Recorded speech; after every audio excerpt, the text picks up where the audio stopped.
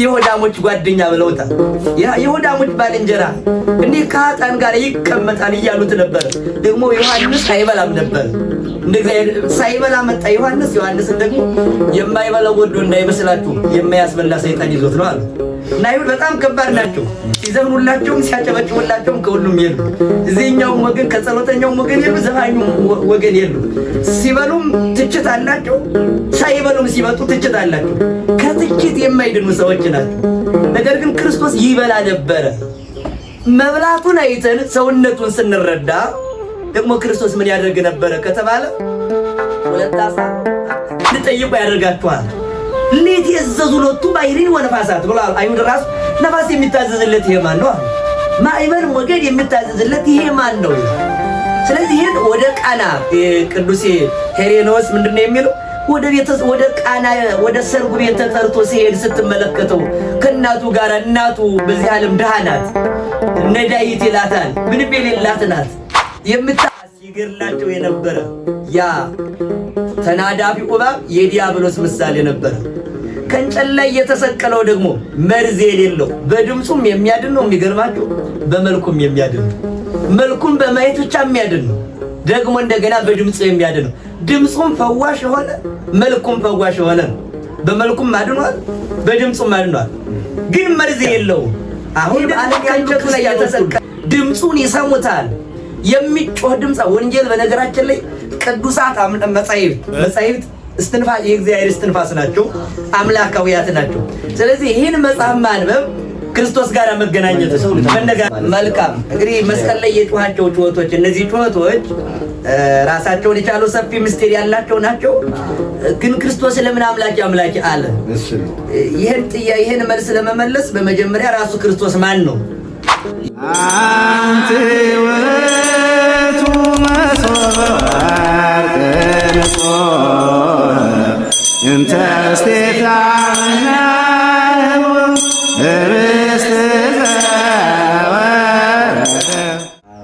ወወልድ ወመንፈስ ቅዱስ አሐዱ አምላክ አሜን።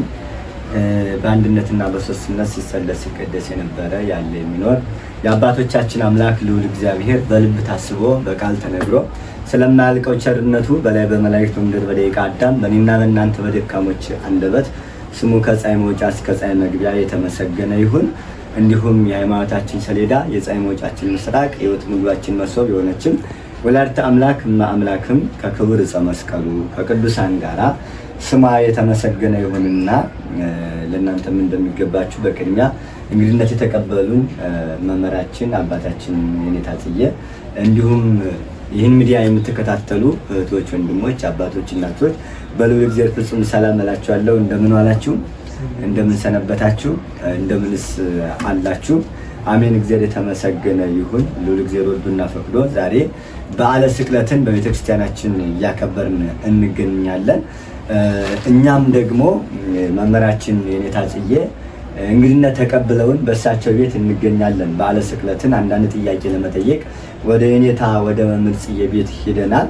እሳቸውን ቤታቸውን ከፍተው ደጃቸውን ከፍተው በእንግድነት ተቀብለውናል።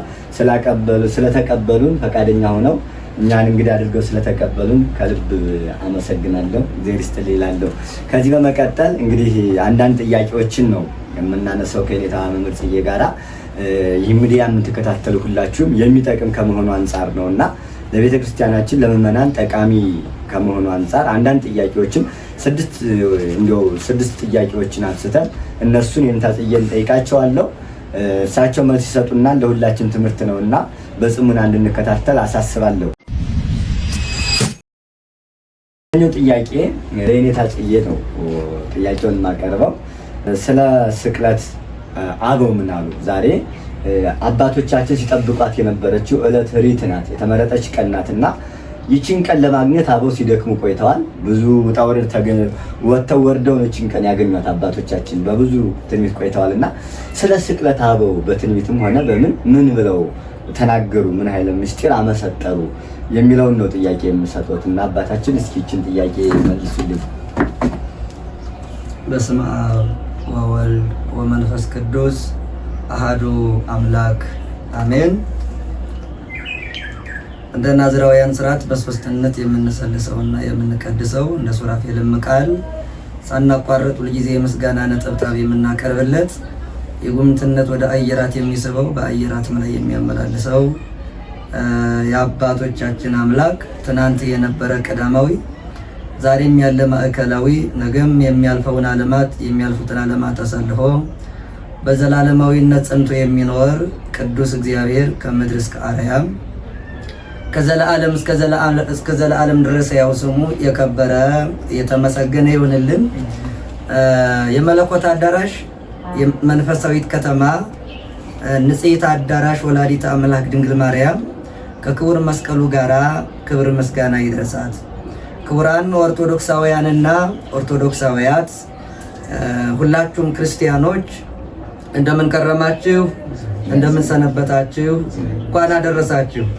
የአባቶቻችን አምላክ ስጋችንን ለብሶ በምድር ተመላልሶ የረከሰውን ዓለም በኪደተ እግሩ ቀድሶ ከዘላለማዊ ጨለማ ወደ ዘላለማዊ ብርሃን ከዘላለማዊ ሞት ወደ ዘላለማዊ ሕይወት ከሲኦል ወደ ገነት ከገሃነምም ወደ መንግስተ ሰማያት አሸጋግሮናልና ክብር ምስጋና በድጋሜ ለእርሱ ይድረሰው። እንኳን አደረሳችሁ። ሁላችሁም በኢትዮጵያ ውስጥም ከኢትዮጵያ ውጭም ያላችሁ የቤተ ክርስቲያኗን ልጆች እንኳንም ለዕለተ ስቅለቱም ለብርሃነ ትንሣኤውም አደረሳችሁ። እንግዲህ መምህራችን ያነሱትን ጥያቄ ሁላችሁም ሰምታችሁታል። አባቶቻችን ስለ ስቅለት ምን አሉ የሚል ጥያቄ ነው። አባቶቻችን ነቢያት ያልተናገሩት በሐዲስ የተፈጸመ ምንም ነገር የለም።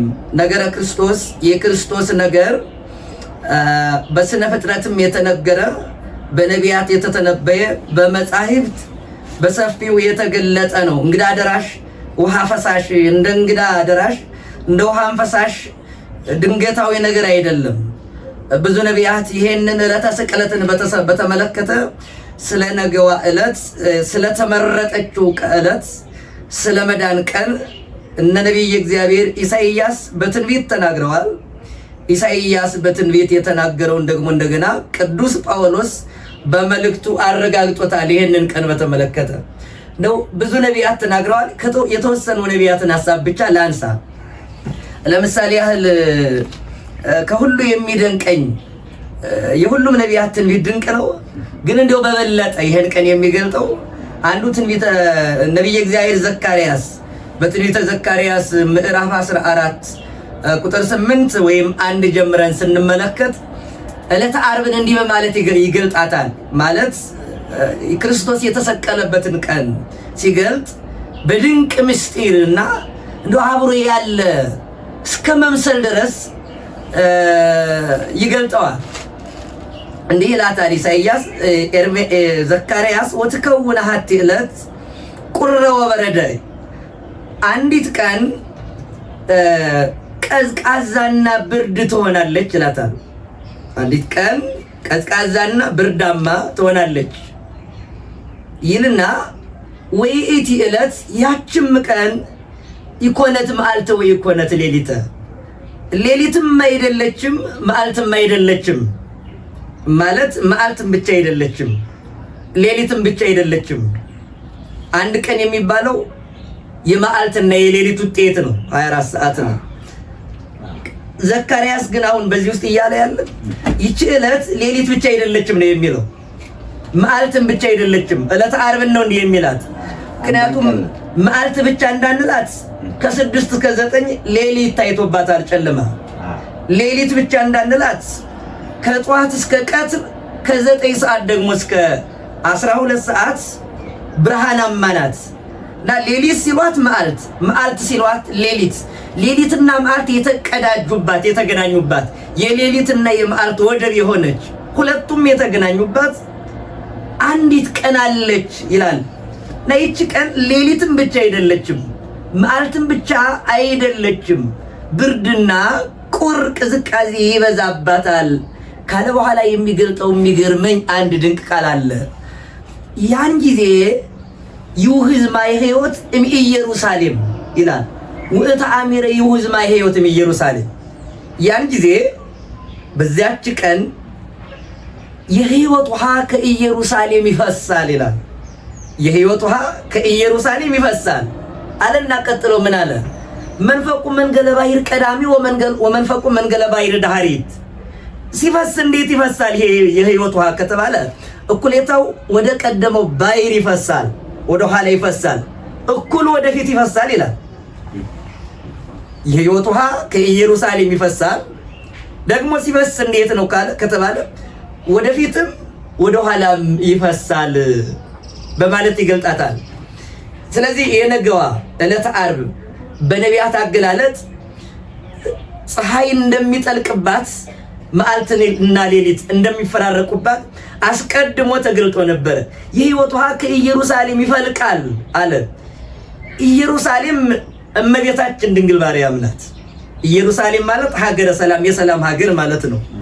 የሕይወት ውሃ የተባለ ደግሞ እንደገና ጌታችን ኢየሱስ ክርስቶስ ነው።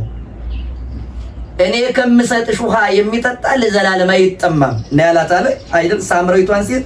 ስለዚህ ክርስቶስ የሕይወት ውሃ ነው። የሚፈልቀው ደግሞ ከኢየሩሳሌም ነው። ኢየሩሳሌም ደግሞ ድንግል ማርያም ናት። አንድም የሕይወት ውሃ የተባለ ከክርስቶስ ከጎኑ የፈሰሰው ማየገቦና ደመገቦ ነው። ክርስቶስ ጎኑን በተወጋ ጊዜ ከጎኑ ደመገቦ ደም ፈሷል፣ ማየገቦ ውሃ ፈሷል። ይሄ የፈሰሰው ደግሞ አለ ወደፊትም ወደ ኋላም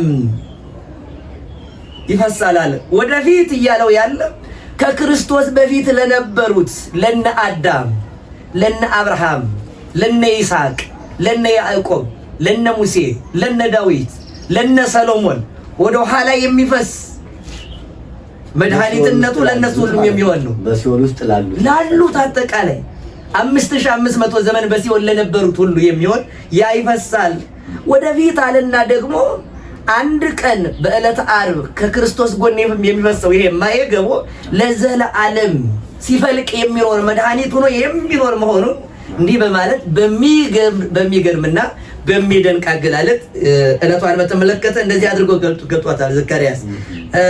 እንደው አንድ ነቢይ ብንጨምርም ለምሳሌ ነቢይ እግዚአብሔር ሙሴ በሰፊው ገልጦታል። በኦሪት ዘጸአት ምዕራፍ 17 ቁጥር 8 ጀምረን ስንመለከት በኦሪት ዘኍልቍ ደግሞ እንደገና ምዕራፍ 21 ቁጥር 1 ጀምረን ስንመለከት በሚገርም ሁኔታ በምሳሌ ይገልጣታል። ይችን ቀን ነቢይ እግዚአብሔር ሙሴ ሕዝቡ ታሞ በጽኑ ደዌ ተይዞ ሳለ እግዚአብሔርን ጠይቆት ነበር። የሕዝቡ ደዌ የመጣው ነዘረባብ ተነሳ። ሕዝቡ በጣም በጽኑ ኃጢአት ውስጥ ነበር። የሕዝቡ ኃጢአት እያየለ ሲሄድ ነዘረባብ ተናዳፊ እባብ ተነሳና ሕዝቡን እየበረረ ይነድፈው ጀመር። በኃጢአታቸው ምክንያት የመጣ ነው። ስለዚህ እባቡ እየሄደ ሲነድፋቸው ሙሴ መድኃኒት አጣ። ወደ እግዚአብሔር ያመለክታል። ምን ላድርጋቸው ብሎ ሲጠይቀው እግዚአብሔር ምን ነበር ያለው? መድኃኒቱ ግበር ለከ አርዌ ብርት ዘምድር አለው። አንተ ደግሞ ሌላ ከመዳብ የሚሰራ እባብ ስራ ነው። አሁን እስራኤልን እየነደፋቸው ያለው እባብ መርዛማ እባብ፣ መርዝ ያለው እባብ ነው። ሙሴ ደግሞ ስራ የተባለው መርዝ አልባ እባብ ነው። ከነሐስ ስራ አለው። ሰርቼ ምን ላድርገው ሲለው ከዛፉ ላይ ስቀለው። በዚያም የታመሙት ሰዎች ደዌው የጸናባቸው በጣም በጽኑ ደዌ ውስጥ ያሉት ሰዎች ተወስዳቸውና ያንን አንተ የሰቀልከውን የነሐሱን እባብ መልኩን አይተው ነሐሱን ትመታዋለህ። ደግሞ ስትመታው ድምፁን ሰምተው በድምፁና በመልኩ ይድናሉ አለው። ነገር ግን እንጨት ላይ ስቀለው። አዎ ሌሎቹን ደግሞ እንደገና ደዌው ያልጸናባቸው ድምፁን ብቻ በመስማት ይድናሉ። ግን መርዛማውን እባብ ከመርዛማው እባብ መዳን የሚቻለው መርዝ የሌለው እባብ እንጨቱ ላይ ሰቅለው ሲመለከቱት ነው አለው። ሙሴ ይህንን አደረገ። ሕዝቡን ጠራቸው። በጽኑ ደዌ የተያዙትን አቀረባቸውና ብርቱን መተው። የብርቱን ድምፅ ሲሰሙ በጽኑ ደዌ የተያዙ የነበሩ ደዌያቸው ራቀላቸው። ድምፁን ሲሰሙ ተፈወሱ። መልኩንም ሲያዩ መልኩን በማየት የተፈወሱ አሉ። ድምፁን በመስማት የተፈወሱ አሉ። ግን የነሐሱ እባብ ተሰቅሎ የነበረው ከእንጨቱ ላይ ነው። አሁን ይሄ በጣም የሚገርም ምስጢር ነው።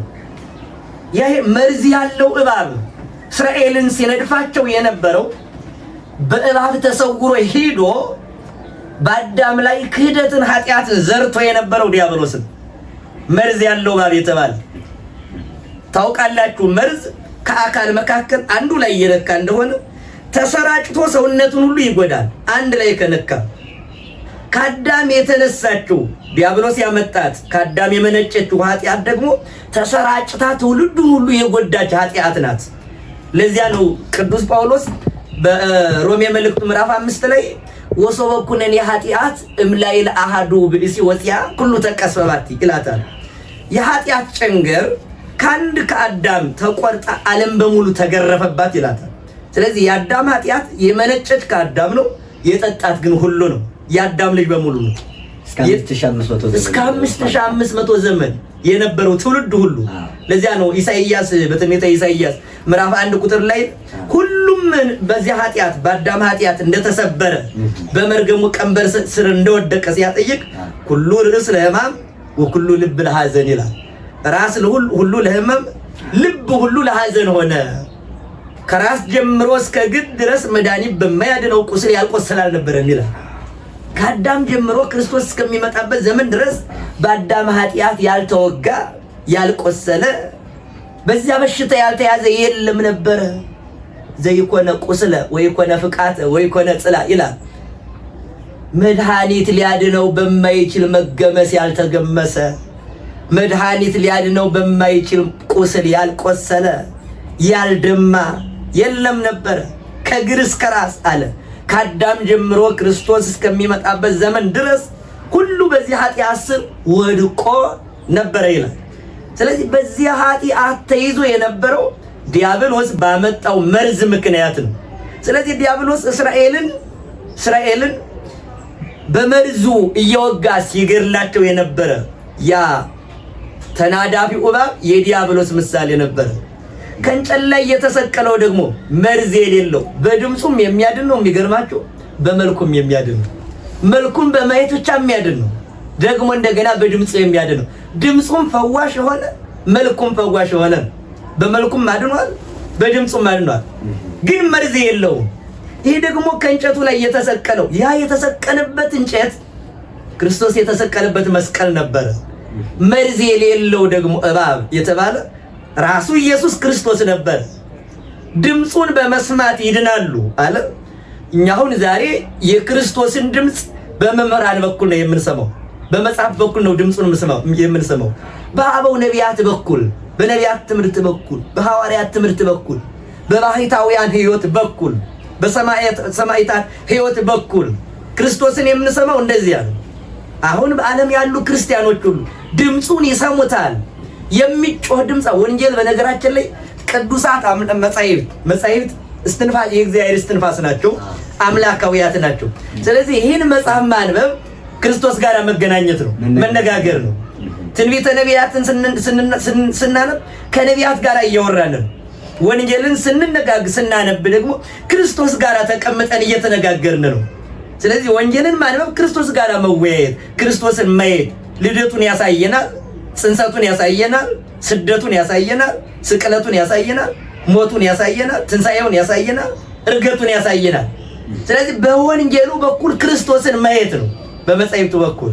ስለዚህ እኛ አሁን የክርስቶስን ድምፁን ሰምተው የሚድኑ አሉ፣ መልኩን አይተው የሚድኑ አሉ። ክርስቶስ በስጋ በኢየሩሳሌም በምድር እየተመላለሰ ሳለ አንዳንዶች እየመጡ ልብሱን ብቻ ዳሰው የሚድኑ አሉ። እንደው ክርስቶስ ቃል ብቻ ሳይናገር እኮ ነው። ቃል ብቻ ተናገር ልጄ ይድናል ብሎ ልጁ የተፈወሰለት አለ አይደል? ያ መቶ አለቃው ቃል ብቻ ተናገር ብሎ ነበር። በዚህ ላይ ግን ደግሞ አሁን ያቺ 12 ዓመት ደም ሲፈሳት የነበረችው ደግሞ እንደገና ጥያቄ ራሱ አልጠም ከመገሰስኩ ጽንፈ ልብሱ አሃዩ የልብሱን ጫፍ ብቻ ከዳሰስኩኝ ይድናለሁ ነው ያለው። አድነኝ የሚል ድምፅ አላወጣችም። ከእርሱም ድምፅ እንዲወጣ አልፈለገችም። እንዲሁ ዝም ብሎ ያድናል አየችው። ስታየው ብቻ ዳነች። ክርስቶስም ይህን ነው ሲያደርግ። እሱን እያዩ ሲድኑ ነበሩ። ሲከተለው ከነበረው ውስጥ እያዩ የሚድኑ አሉ፣ እየዳሰሱ የሚድኑ አሉ፣ እየሰሙ የሚድኑ አሉ። አዝዝ በቃል ይህ የወልድ ያለስ ነው አይደል? እና በዚህ መልኩ ያድን ስለነበረ ያ የነሐስ እባብ መርዝ ያለው የዲያብሎስ ሲሆን መርዝ የሌለው ደግሞ እንጨት ላይ ተሰቅሎ የነበረው የጌታችን የኢየሱስ ክርስቶስ ምሳሌ እንደነበረ በጣም በርካታ ምሳሌዎች በትንቢተ ነቢያት በኦሪት መጻሕፍትም በሌሎችም በሰፊው ተነግሯል። የክርስቶስ ስቅለት እንግዳ ደራሽ አይደለም፣ በብዙ ነቢያት የተነገረ ነው። ቃሎት ያሰማልን። እንግዲህ እንደሰማነው አባቶች እናቶች ሁላችሁም ይህ መስቀል አሁን እንደ እንግዳ ደራሽ እንደ ውሃ ፈሳሽ እንዳልሆነ አበው በትንቢትም በምሳሌም ያቆዩልን እንደሆነ መምህራችን በደንብ አድርገው ገለጻ ሰጥተውናል። በእውነቱ ቃሎት ያሰማልን። ቀጠል ደግሞ ምን ሄደው ወደ ሁለተኛው ጥያቄ ነው። ሁለተኛው ጥያቄ አምላኬ አምላኬ ለምን ተውከኝ፣ አምላኬ አምላኬ ለምን ታደገኝ የሚለው እሱ ላይ ያለው ኃይለ ቃል ነው ብዙዎች የሚስቱበት። እነዚህ መድኃኔ ዓለም ክርስቶስ በመልዕልተ መስቀል ተሰቅሎ የተናገራቸው እነዚህ ሰባቱ አጽርሐ መስቀል በመባል የሚታወቁ ቃላቶች ናቸው። እንግዲህ ቅዱስ ጳውሎስም ገልጿቸዋል አይደለ? የመስቀሉ ቃል ለሚድኑ ምንድነው ያለው? ለሚድኑ ሕይወት ነው፣ ለማይድኑ ደግሞ መሰናክል እንደሆነ ሞኝነት እንደሆነ ገለጻ አድርጎበታል። ቅዱስ ጳውሎስ ራሱ በሰፊው አብራርቶታል። ለኛ ለምን ደግሞ ሕይወት እንደሆነ መድኃኒት እንደሆነ ገልጿልና እነዚህን እየሰሙ አምላኬ አምላኬ ለምን ተውከኝ የሚለውን እንደ ሩቅ ሰምተው እንደ ሩቅ ብስ የሚያዩት ብዙ ሰዎች አሉ፣ ብዙ መናፍቃን፣ ብዙ የአማንያን አሉና ይህንን ቃል እኛ አማኒዎችስ እንዴት አድርገን ነው የምንረዳው? አምላኬ አምላኬ ለምን ተውከኝ ሲል ሌላ አምላክ እንዳለ ሌላ አምላክ አለ። እሱ አንድ አምላክ እንዳለ ቤተክርስቲያችን እናምናለን አይደል? አንድ አምላክ ነው የምናምነው፣ የምናመልከው፣ የምንሰግድለትም አንድ አምላክ ነው። ግን አምላኬ አምላኬ የሚለው ከእርሱ በላይ ሌላ አምላክ አለ፣ የአምላክ አምላክ አለ ወይ ብለው የሚደነጋገሩ ምዕመናን ስላሉ እርሱን እስኪ ማብራሪያ ይስጡበትና ይህ ቃል እንዴት ነው የምንጠቀመው? መልካም አይብተነ ሲጽፉ ይታያል፣ ብዙ ነገሮችንም ሲናገሩ ይሰማል። አምላኬ አምላኬ ለምን ተውከኝ የሚለውን ቃል ኢየሱስ ክርስቶስ በመስቀል ላይ ከጮኻቸው ጩኸቶች መካከል አንዱ ነው። እሱንም ሰባቱንም በዚሁ አድርገው አንተ ተመለሰው ለተመለሰ ማለት ነው። መልካም እንግዲህ መስቀል ላይ የጮኻቸው ጩኸቶች እነዚህ ጩኸቶች ራሳቸውን የቻሉ ሰፊ ምስጢር ያላቸው ናቸው። ግን ክርስቶስ ለምን አምላኬ አምላኬ አለ? እሱ ነው ይሄን መልስ ለመመለስ በመጀመሪያ ራሱ ክርስቶስ ማን ነው የሚለውን መጠየቅ የተሻለ ይሆናል። ምክንያቱም ክርስቶስም ማን እንደሆነ ካወቅ ነው ይሄ ቃል ለምን እንደተጮኸ ይረዳናል። ማን እንደሆነ ስናውቀው ነው መልሱን ከዚሁ ልናገኝ የምንችለው። ጌታችን ኢየሱስ ክርስቶስ አምላክ ወልደ አምላክ ነው። ወልደ አብ ወልደ ማርያም ነው። የእግዚአብሔር አብ የባህሪ ልጅ ነው። የድንግል ማርያም ደግሞ የባህሪ የሥጋ ልጅ ነው። ድንግል ማርያም በባህሪ የሥጋ ተወልደዋለች። እግዚአብሔር አብ ደግሞ በባህሪ ይወልደዋል። ቀዳማዊ ልደት አለው፣ ዳህራዊ ልደት አለው። በሥጋ የተወለደው ልደት ዘመን የሚቆጠርለት ነው። በመለኮቱ ከአብ የተወለደው ልደት ደግሞ ዘመን የማይቆጠርለት ልደት ነው። ስለዚህ የኛን ሥጋ ለብሷል፣ የኛን ሥጋ ተዋህዷል፣ የሰውን ልጅ ሥጋ ለብሷል። የሰውን ልጅ ሥጋ ለብሶ በነበረበት በሥጋው ወራት ከኃጢአት በስተቀር የሰውን ሥራ ሁሉ ሲሰራ ነበር። እንደበላን በልቷል፣ እንደጠጣን ጠጥቷል፣ እንደደከምን ደክሟል፣ እንዳንቀላፋን አንቀላፍቷል፣ እንደምንታመመው ታሟል። የአባ ጊዮርጊስ ዘጋስጫ መጽሐፈ ምስጢር ላይ ይህን በሰፊው ሲገልጠው የክርስቶስን አምላክነትንና ሰውነትን ሲያሳይ በሚገርም ሁኔታ ይገልጠዋል። ፈድፈዶሙ ለሕፃናት ይፈድፈዶሙ ለሕፃናት በጠቢወ ጥብ፣ ጡት በመጥባት ሕፃናትን አልበለጣቸውም ይላል። ምክንያቱም ሕፃናትም ይጠባሉ እሱም ጠውቷል አለ። ነገር ግን አለ ወፈድፈዶሙ በተጸንሶ እንበለ ተራክቦ፣ ያለ ሩካቤ በመጸነስ ደግሞ እንደገና ሕፃናትን ይበልጣቸዋል። ስለዚህ ያለ ሩካቤ በመጸነስ ከሕፃናት ይበልጣል። ነገር ግን ደግሞ አለ በማህፀን 9 ወር በመቀመጥ እንደ ሕፃናት ነው ይላል። በሕፃናት አካል በመጸነሱ እንደ ሕፃናት ያደርገዋል። በሕፃናት አካል ተስለ በጥንተ አካል ቀን ማለት ነው። 9 ወር ከ5 ቀን በማህፀን መኖሩን ማለት ነው። አዎ አምላክ ስለሆነ 10 ወር ላድርገዋል አለም፣ 1 ዓመት ላድርገዋል አለ። ወይም ደግሞ አምላክ ነኝና እኔ ከሌሎች በተለየ እንደው ለምን 3 ወር አይበቃኝም አላለም። ከህፃናት የበለጠ ዘመን አልቆየም። ዘመን ብቻ ሳይሆን መጠነ አካል ራሱ መጠነ አካል ከህፃናት በበለጠ የአካል መጠን አልተጸነሰም ነው የሚል ተሰለ በጥንት አካል ይላል ቅዱስ ቄርሎስም። ህፃናት በሚጸነሱበት የአካል መጠን ተጸነሰ። በአካል ከፍ ባለ አካል ልጸነስ አላለም። እንደ ስጋ በለበሰው ስጋ ህፃናት በሚጸነሱበት የአካል መጠን ነው የተጸነሰ እንጂ ከህፃናት አካል እንደው ከፍ ባለ ስጋ ልጸነስ አይደለም ያለ።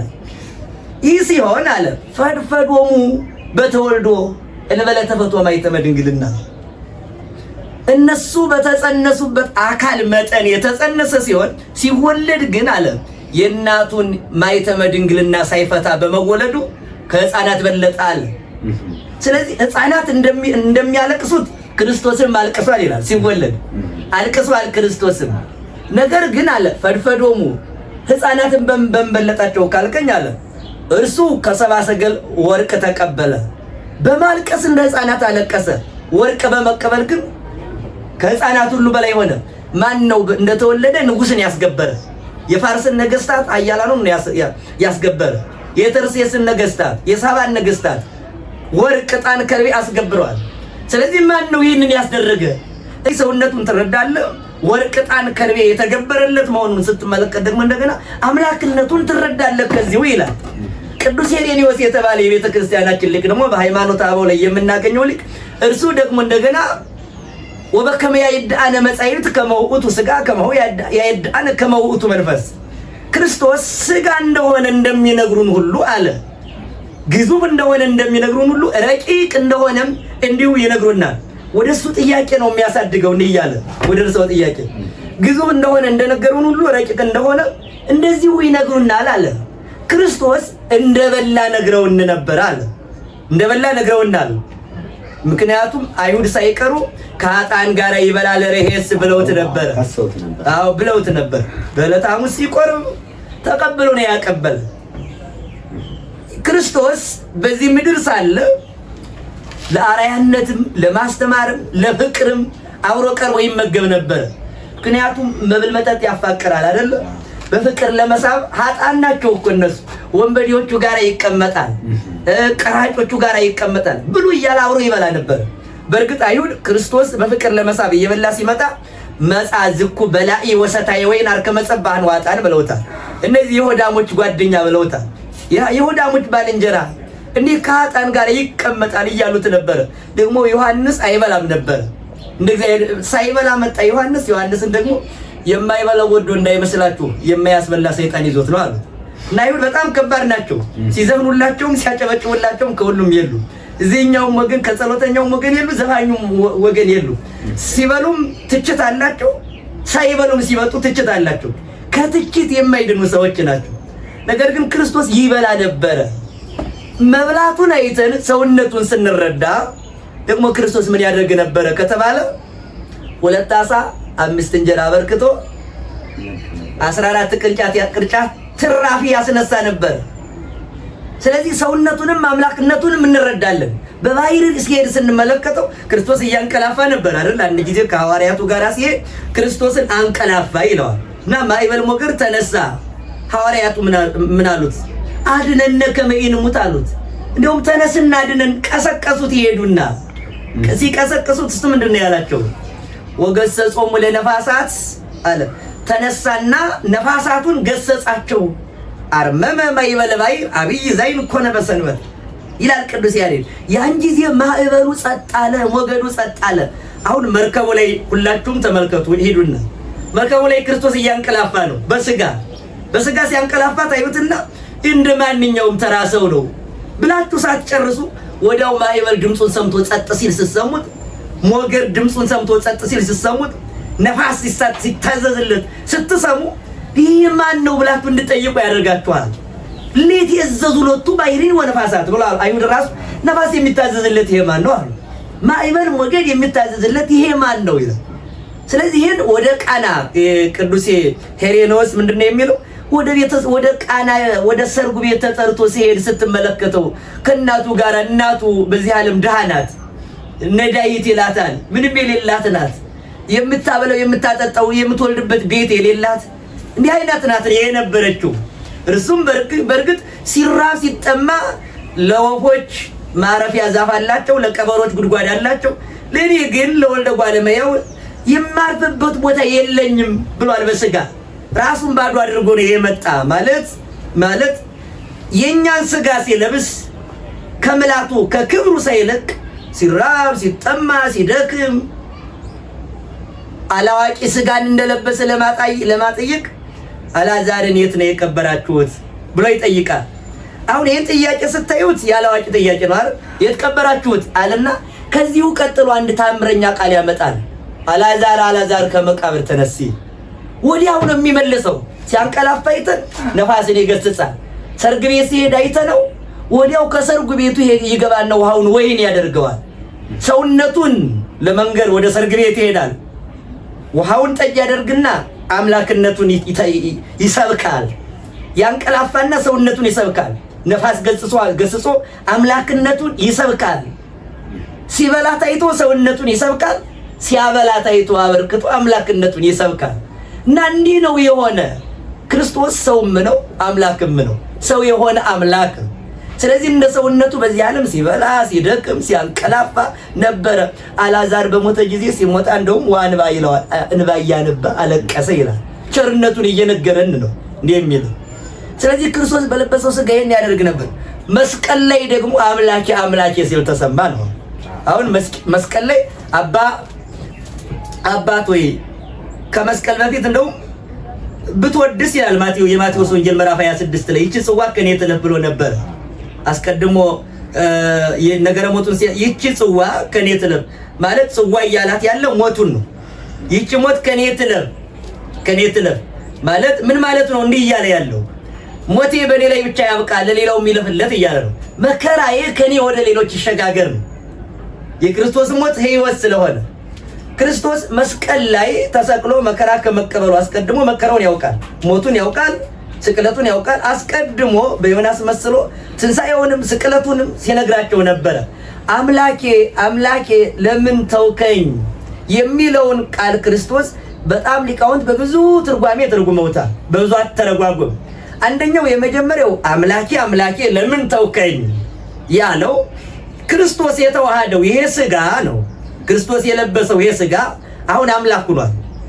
በተዋህዶ አምላክነትን ገንዘብ አድርጓል። መረዳት ያለብን ቃል ስጋን ሲለብስ የስጋ ገንዘብ ለቃል ሲሆን፣ የቃል ገንዘብ ለስጋ ሲሆን፣ የቃል ምላት ለስጋ ሲሆን፣ የስጋ መወሰን ለቃል ሆኗል። የቃል ርቀት ለስጋ ሲሆን፣ የስጋ ግዘፍ ደግሞ ለቃል ሆኗል።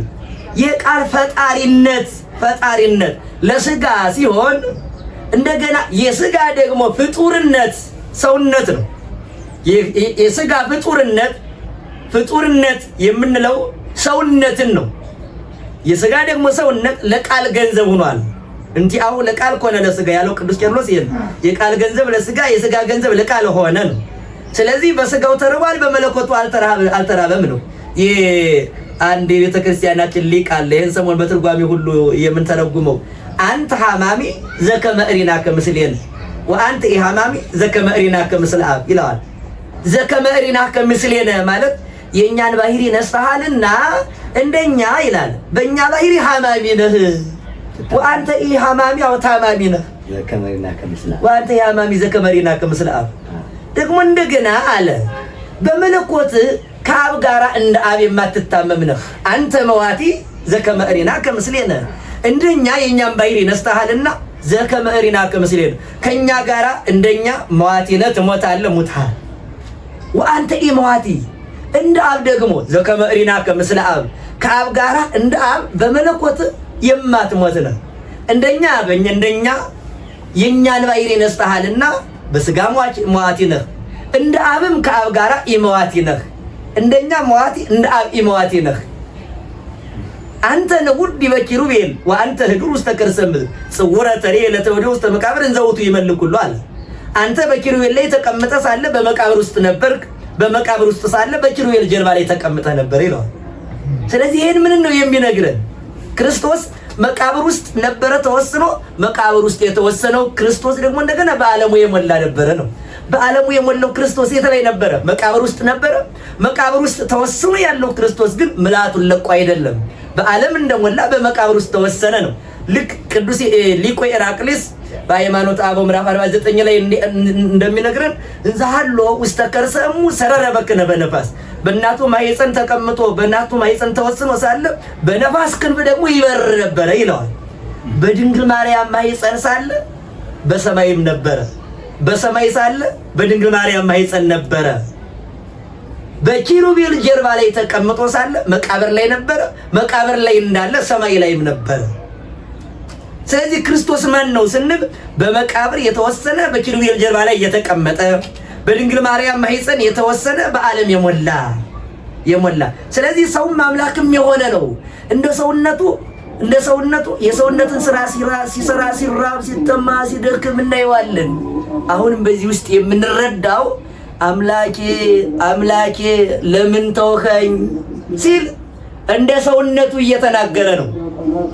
አምላኬ ይሄ ክርስቶስ እግዚአብሔር ወልድ የተዋሃደው ስጋ አስቀድሞ ፍጡር ስጋ እንደሆነ እየነገረን ነው። ፍጡር ስጋ እንደሆነ እያስረዳን ነው። አምላኬ ብሎ የሚጮህ ቃል የተዋሃደው ስጋ አሁን ቃልን ተዋህዶ የማይራብ የሆነው ስጋ ቃልን ተዋህዶ ፈጣሪ የሆነው ስጋ ይሄ ስጋ አስቀድሞ ግን ፍጡር ነው። አምላኬ ብሎ የሚጮህ ነው፣ የሚደክም ነው። ስለዚህ ከተዋህዶ በፊት የነበረውን እየነገረን ነው። አሁን ደግሞ ከተዋህዶ በኋላም ቢሆን አምላኬ ብሎ ቢጮህም ይሄ ስጋ የአዳም ስጋ እንደሆነ እያስረዳን ነው። ሌላ ስጋ አይደለም ለማለት ነው። አንተ ወቱ መስዋዕት እንተ ስቴታ